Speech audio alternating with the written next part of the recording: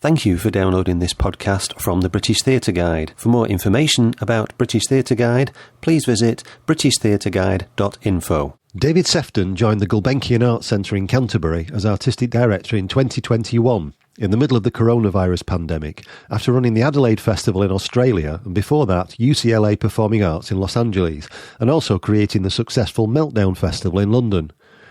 I spoke to David about the announcement of the Gulbenkian's 2022-23 season. But first, I asked him to give us some background information about the venue itself. Gulbenkian Arts Centre is the presenting entity at the University of Kent in Canterbury. We sit within the Institute of Culture and Creative Industries, and we're responsible for two campuses, in fact, one in Medway as well. But the Gulbenkian programme takes place in the theatre, the concert hall and the cinema based here on the campus in Canterbury. This isn't your first time in an educational sort of establishment, because you did the same in Los Angeles, didn't you? No. It's my third continent, though. Yes. Yes, you've been around. But you, when you went there in Los Angeles, you sort of revamped the whole programme, didn't you? Are you planning on doing something similar here? That's the intention, certainly. Yeah, the UCLA scenario when I went there in 2000 was basically to take what had been part of a circuit of presenting universities in America and give it a bit of an identity and its own personality, which I'd like to think we did over the course of that decade. We were the biggest presenting entity in Los Angeles, bizarrely. I mean, not, in terms of an arts centre, not counting the Hollywood Bowl. Yeah. And obviously the Gulbenkian's not on the same size scale because the venue I had in LA was 1,800 seats. But here, what I'm aiming to do is, yes, use that idea of a university presenting entity punching above its weight and taking the benefits of being on a campus. And in our case, our proximity to, but handy distance from London. Yeah. And to be able to do something which kind of doesn't really exist elsewhere in this part of the world. Yeah. So is the relationship between the theatre or the Arts Centre and the university? Is it a close relationship, or are you doing separate things? Are you on your own, really? No, it is close. The relationship with the university is such that we sit inside this institute, which is an umbrella organisation for everything creative, really, that goes on campus. So our outreach programmes and other work that we do around the campus. But we're very much a part of the campus. But obviously, the programme exists as a sort of independent business as well. We run 3 venues and we program in them as well. So we kind of we have a sort of semi-autonomous relationship, but are very much a part of the university. Yeah. Do you have students working for you sometimes as well?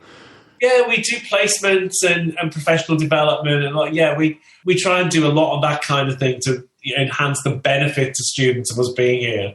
And obviously, a lot of the individual student groups use our spaces.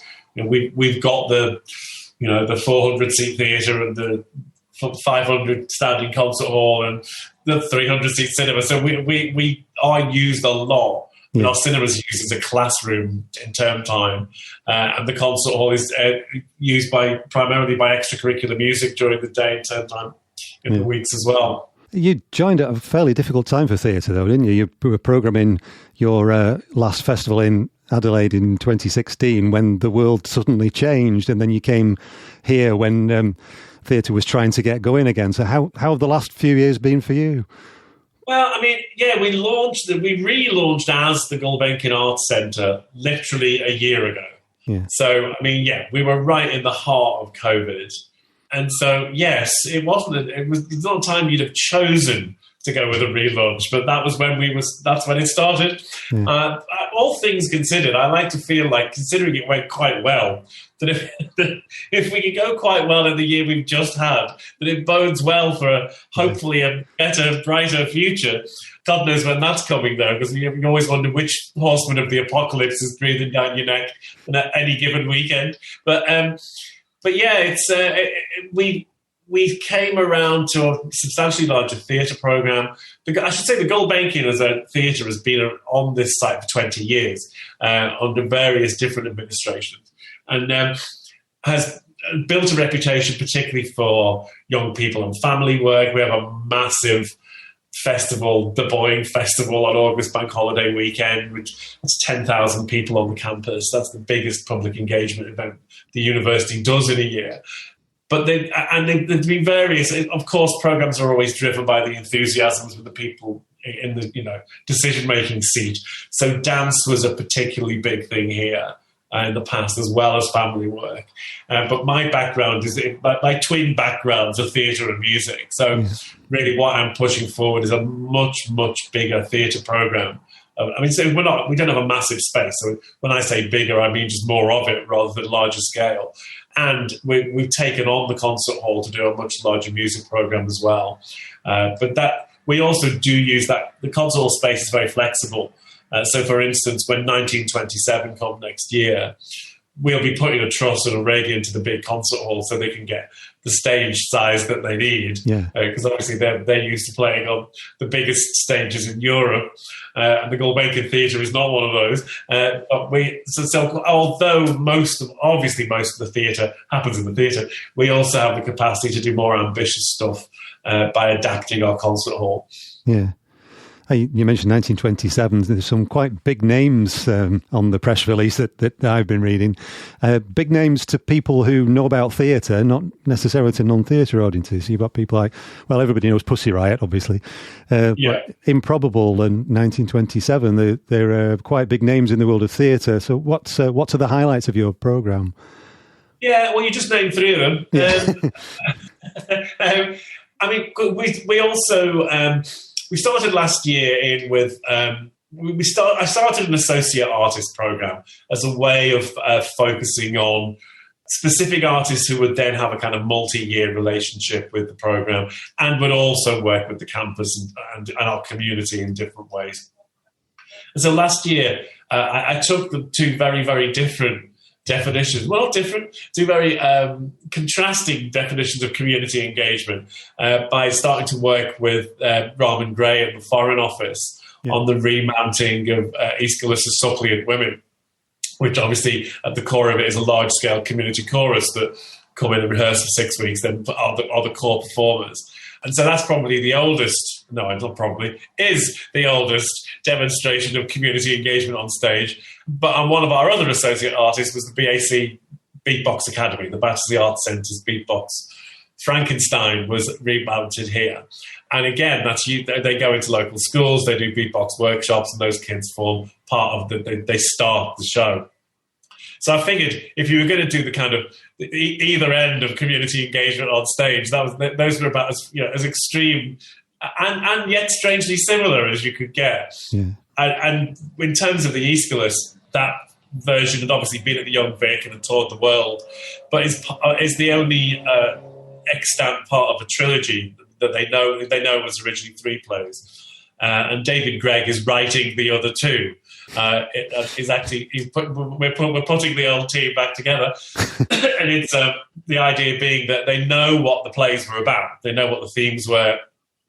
So David working with a bunch of classical scholars and with the wider team, we are so the Egyptians, which is the second part. And is brand new and also extremely old at the same time. That has its UK premiere here next February. So we made what is basically a 4-year commitment to that project because it's kind of like the perfect example of something that it's great to have in your program. It really benefits the campus. The classics department and the English department get really infused and engaged. And actually, it engages your local community as well. Yeah. We had box office staff and students and all kinds in the chorus for Suppliants, which was fantastic. And actually, it was a really, really successful use of the space. So that's the second part of that. Having what may well end up being the world premiere of it. It's great. It's great for us. It's great for the programme. And as you mentioned, we'll start the season with Pussy Riot. Now, I worked with them in Australia 2 years ago and had started a conversation before all the Ukrainian unpleasantness kicked off, and actually didn't think we were going to be able to carry on. But obviously, as possibly the least officially sanctioned Russian art form you're likely to work with, we don't need to go through anyone in Russia to work with them because they don't like them anyway. So that the project I did with them in Australia was a festival that was also campus-based. And they're brilliant on a campus because their whole thing is talking about what their situation is. That's what the play is about. That's what they do when they're out and about. So they're fantastic with students. And it's been in the back of my mind when I started here last year that I would definitely bring them. And it just didn't seem like a year one proposition. I thought, ease everyone in gently. And Improbable are a company I've had a relationship with for, I've known Phelan McDermott for 30 years. And I've worked with them before, and I brought them to Australia, and we've always been good mates, professionally and personally.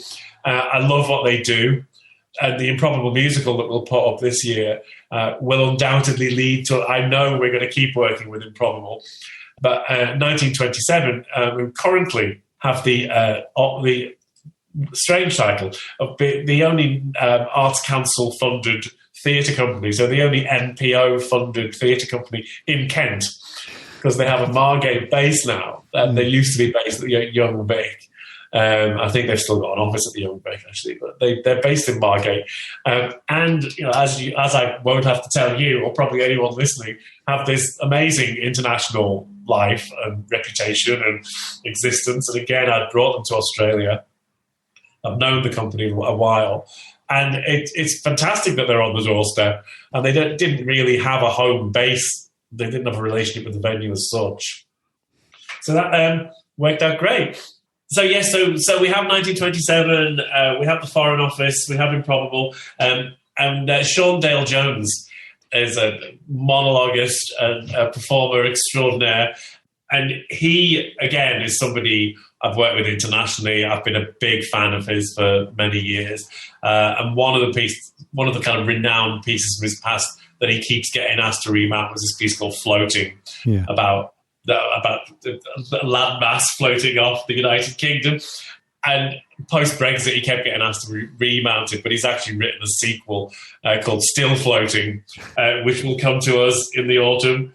Yes, it is consciously a big effort to put out a bold and ambitious and distinctive theatre offer that started last year and it's going to keep building. And the sort of thing that, well, a lot of regions won't see a lot of this type of work, will they? A lot of them, by the sound of it, a lot of these are premieres as well, are they? Yeah. The Improbable musical started in Northampton, but I think we're second up. That's because that's quite a commercial thing, and it has people like Josie Lawrence involved and has names. That'll have quite a life, the Improbable musical, I imagine, and will go out quite widely. I know because I went to Northampton to see it, and there were lots of people. And I ended up having conversations with lots of people from lots of parts of the UK, shall we say, on that one. And I mean, in 1927, we'll go around and into big venues. It needs a big venue, but I imagine that one will tour as well. But that's a world premiere for us. They're developing that piece. They're currently developing it in Vienna, which is one of the commissioning partners. But we'll have the first UK showing of that. And yes, the Egyptians is definitely UK and possibly world premiere. But that will probably... the first part of that, the life that I had before us, that went to festivals in Hong Kong, and it did have quite a big international life. And I know that the intention of that is when all three parts, and there's a kind of fourth coda piece that happens, that the whole thing will then be put up for the kind of epic marathon event programming. But we'll do each part year on year. In fact, I was in a workshop with David Gregg and Robin Gray last Friday, as they're doing it now. Yeah, so despite running one of the biggest producing venues in Edinburgh himself, David Gregg's also writing a brand new ancient Greek trilogy. I know. I honestly don't know how he does it.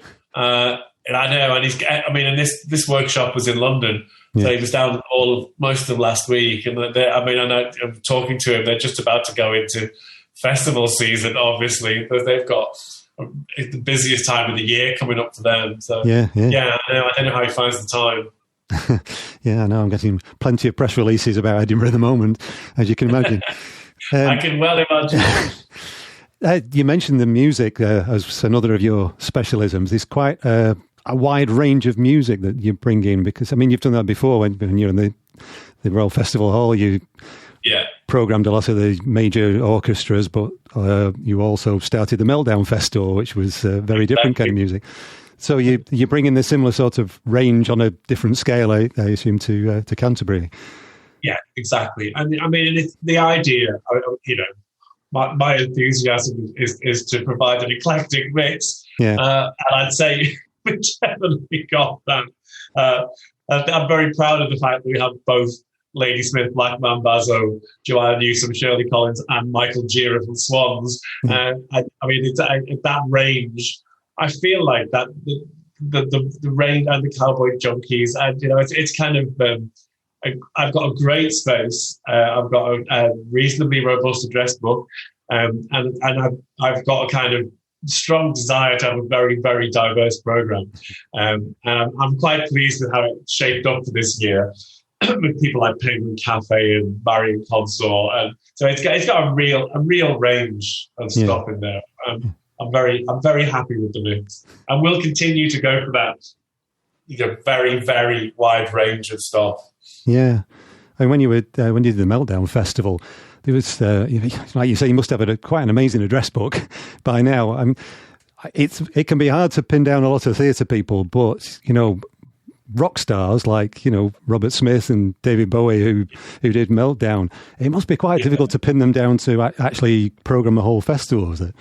Yeah. I mean, both of those were after my time, but I did manage to pin down Elvis Costello, John Peel, Scott Walker, Nick Cave, Laurie Anderson. Yeah. And it's a perseverance job of kind of getting them interested and then keeping a conversation going. In the case of Meltdown, it was often over a couple of years that you spent actually developing what ended up on stage with the artistic directors. It's great. Well, you did end up then working really closely with really interesting people. I mean, the John Peel experience was fantastic. His deal with me was I just took him out for lunch once a month. And that meant a license to go anywhere. I had some fantastic lunches. And then we just sit and talk. I can imagine those lunches would have been fascinating. He had quite a few stories, didn't he? They were fantastic. It was actually at the time in the 90s. It was the kind of height of the Conran era. Yeah. And I realized quite quickly that we couldn't go to any of those restaurants because they were really, really noisy, and John spoke really, really quietly. Yeah. So we tried. We did a couple, and it was just a nightmare because he was used to doing what you're doing now. He spoke into a microphone for his entire professional career, so he was incredibly softly spoken. So we had to start cherry-picking the non-noisy restaurants in London to go to. And we found that there were a couple that we went back to time and again because they weren't those kind of really kind of full of braying suits. Yeah. We actually found quite nice places that became like the regulars. Yeah, you've got quite an interesting comedy program as well with quite a range of comedians. But I noticed as part of that, you've still got the Linda Smith lecture. Linda Smith was a great comedian and comedy writer who died quite a few years ago now. But that lecture's kept going, has it?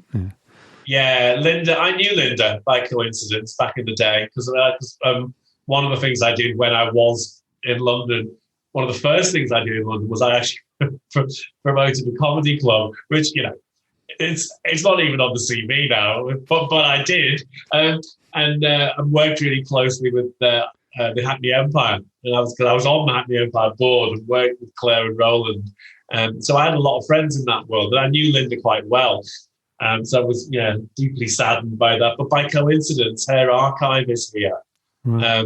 And they set this thing up, which me knowing Linda is a total coincidence. But yes, we do the annual lecture, and some great people have done it. She was fantastic, Linda, and a genuinely really lovely person. Yeah. I never saw her live, but she was brilliant on the news quiz every time she was on it. Yeah, and you got Angela Barnes doing that this time, who's also a regular on the news quiz, I think. Yeah.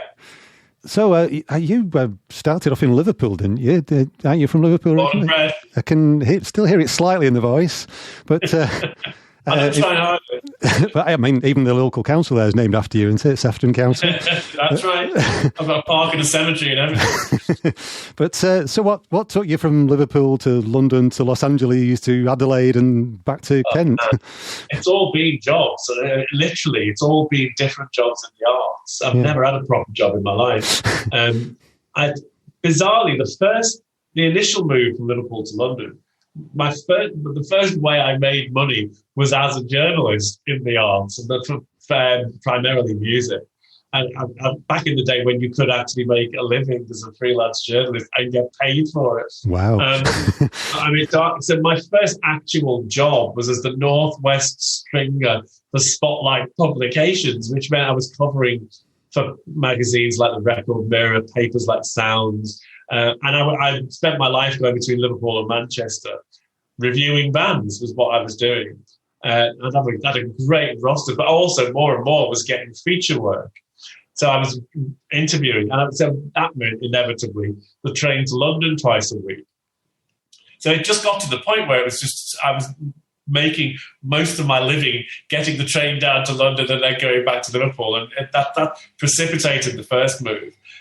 Quite quickly after that, I decided I didn't really want to be a journalist, which led to then, I should say that at that point I'd already run a comedy club in Liverpool and worked at the Unity Theatre. So I'd had my first theatre gig and my first sort of presenting gig already. And that's how I ended up kind of sliding into it in the most circuitous route. No two people, when you talk to people in our industry, no two people have the same routine. No. But I ended up working for a local authority, putting on comedy gigs. That's how I started in the comedy world in Walthamstow, on Black Horse Road. And it was very much one of those lunchtime strippers, evening alternative comedy venues. I did the evenings. And that was at that epic time. It was a really, really good time to be doing it. Eddie Izzard, I first saw Eddie Izzard putting him on like grotty little pub on Black Horse Road, and all of those people like Sean Hughes and that first wave of that, or I suppose it was the second wave, strictly speaking, but what we consider as like the current wave of classic stand-up. And ultimately, via a brief stint at the Millfield Theatre in Edmonton for my sins, I ended up on the South Bank.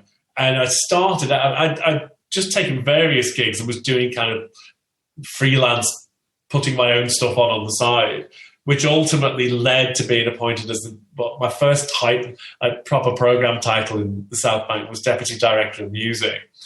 But I was specifically brought in to change the mix of music, because they'd done, in terms of what they did themselves, it was classical music. They didn't really do anything else. Yeah. They read the space out to other people, and there'd been lots of famous things gone on that they hadn't put on themselves.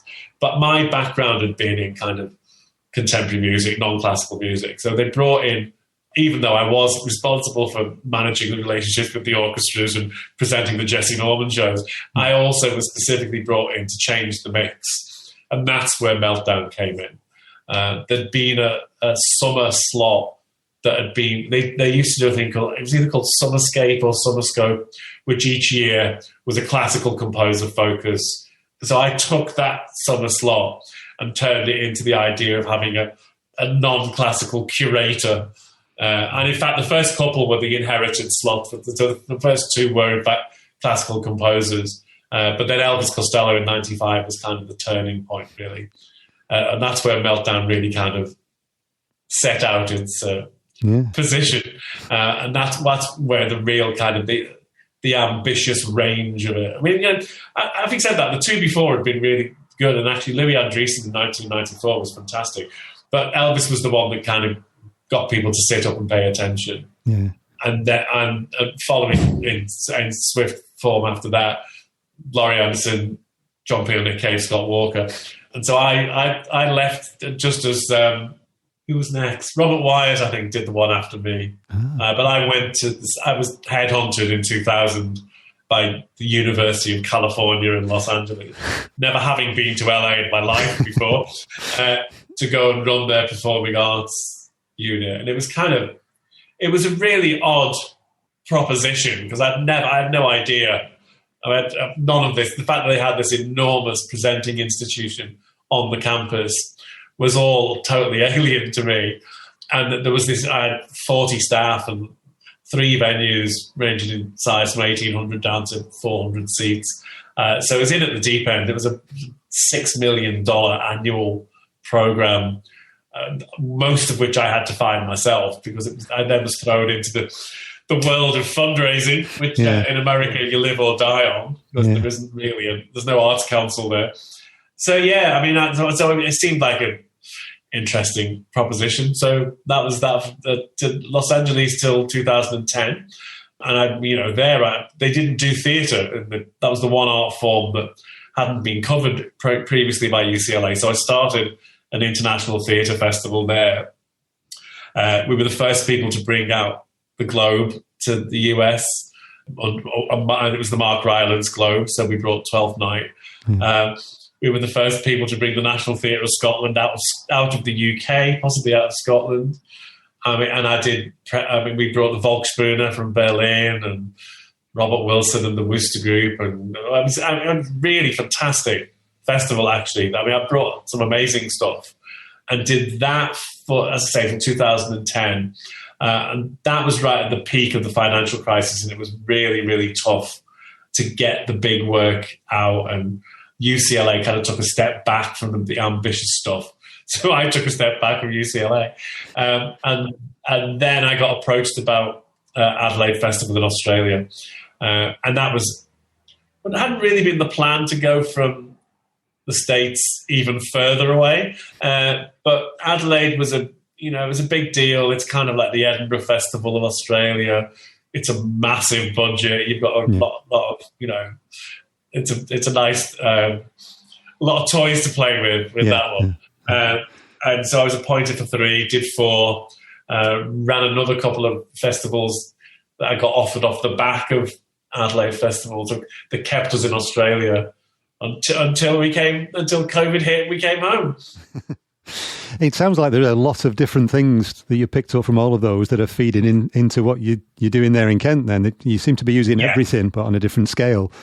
Yeah. I mean, I'm slightly stymied in some degree because quite a lot of, for instance, major dance companies I work with in festivals, I can't fit them on my stage here. So that bit of my address book is getting sadly underutilized at this moment. Yeah. But however, it's actually, I really love the whole thing of going back to smaller venues and looking at the new work. And that's always, no matter how big the thing I've been at, what's new and interesting has always been part of what's driven me. So having the venue sizes I've got are fine right now. I don't have to worry about selling 2,000 seats in the current climate.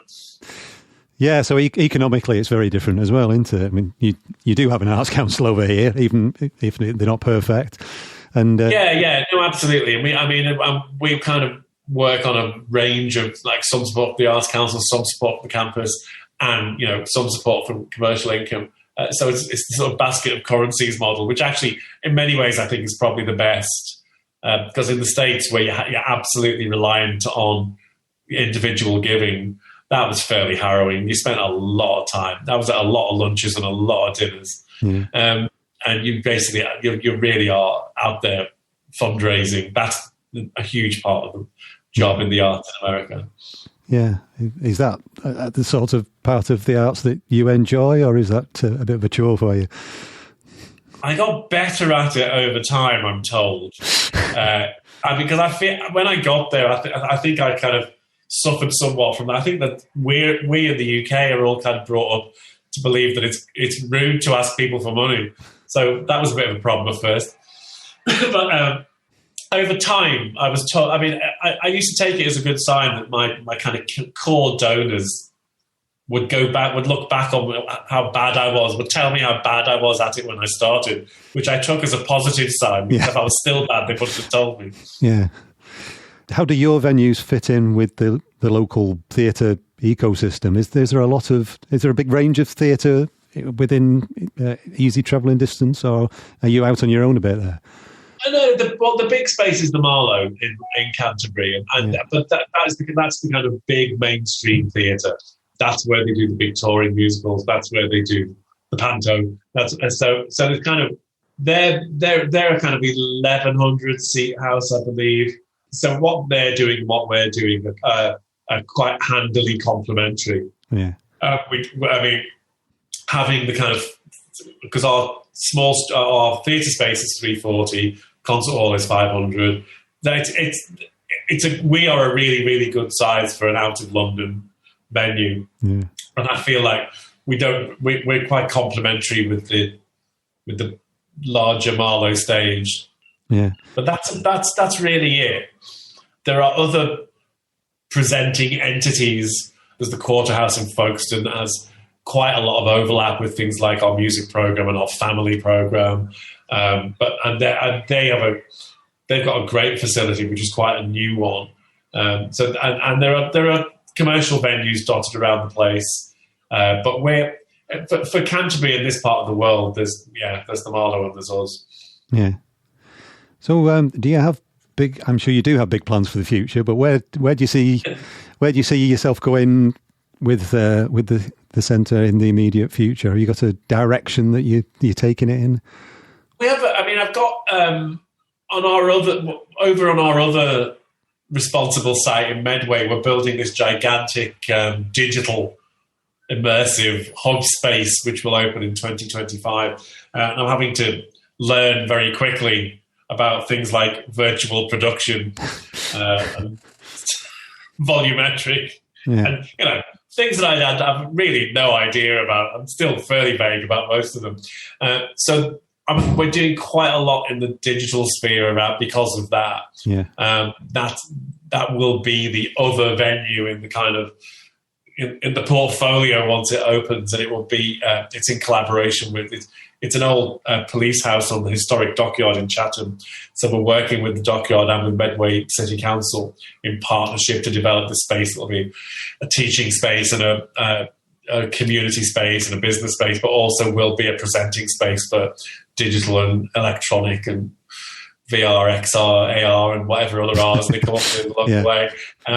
So, it's quite an interesting journey because I'm working with some of the organisations that are kind of leading the march on that like English touring theatre are really right out at the forefront, and we're talking to them. And that's a whole other interesting world, and it's going to be one that, while it's not necessarily going to have massive impact over here at the Gulbenkian, it's going to be a big piece of our lives going forwards because we're taking on this other space. But yeah, I think I just, in terms of the venues here, I want to kind of grow the audience for theatre and music and just, get people to understand that the stuff going on here that you don't have to go into London for.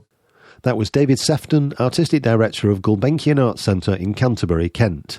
For more information about the venue and its programme, or to buy tickets, see www.thegulbenkian.co.uk or find it on Twitter or Instagram at The Gulbenkian. You've been listening to a podcast from British Theatre Guide. For more information, please visit britishtheatreguide.info.